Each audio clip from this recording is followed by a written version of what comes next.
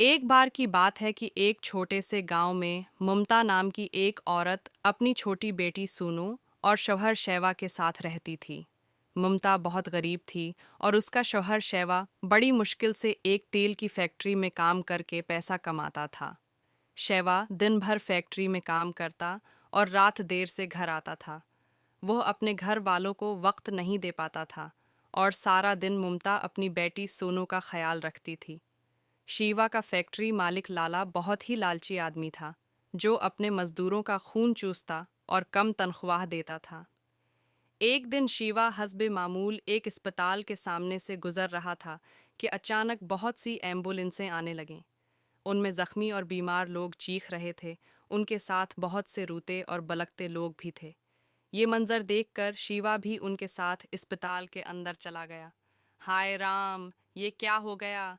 ये सब गांव वालों को अचानक क्या हो गया?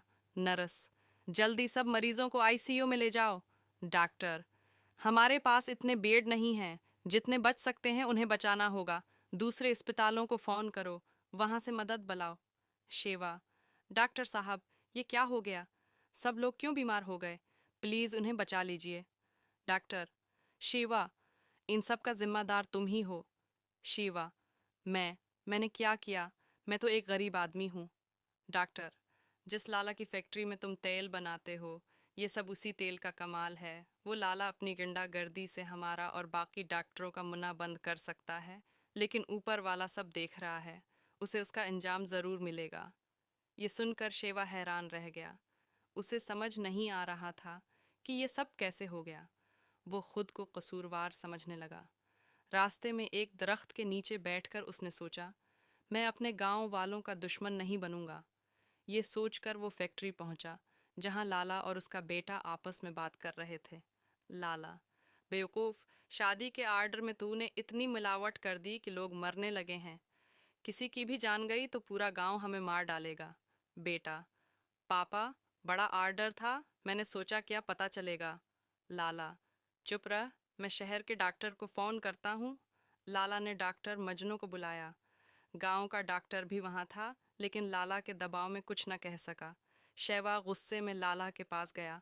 लाला जी, आप ही गांव वालों की उस हालत के जिम्मेदार हैं।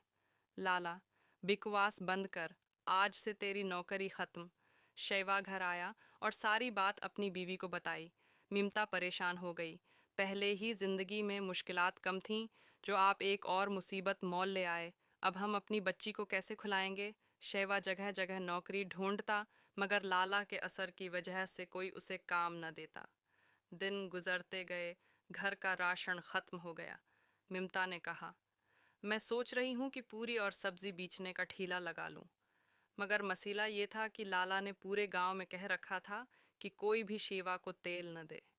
इसी परेशानी में एक दिन दरख्त से आवाज़ आई, बेटी, ये सुनहरी पत्ता ले जाओ और पानी में डालकर पूरी तिलो, तुम्हारे सारे काम बन जाएंगे। अगले दिन मिमता ने पत्ता पानी में डाला तो पानी तेल में बदल गया। वो इसी तेल में पूरी और सब्जी बनाने लगी। चौक पर ठेला लगाया तो खुशबू से लोग खंचे चले आए। पानी वाली पूरी बहुत पसंद आई और शिवा और मुमता की अच्छी कमाई होने लगी। इधर लाला की फैक्ट्री में आग लग गई। पुलिस को मिलावट वाला सामान मिला और लाला और उसका बेटा जेल पहुंच गए। गांव वाले खुश हो गए और मिमता की पानी वाली पूरी मशहूर हो गई। दोस्तों, गलत काम वक्ती तरक्की तो दे सकता है, लेकिन उसकी सज़ा एक दिन ज़रूर मिलती है। हमेशा सच्चाई का साथ दें। शुक्रिया।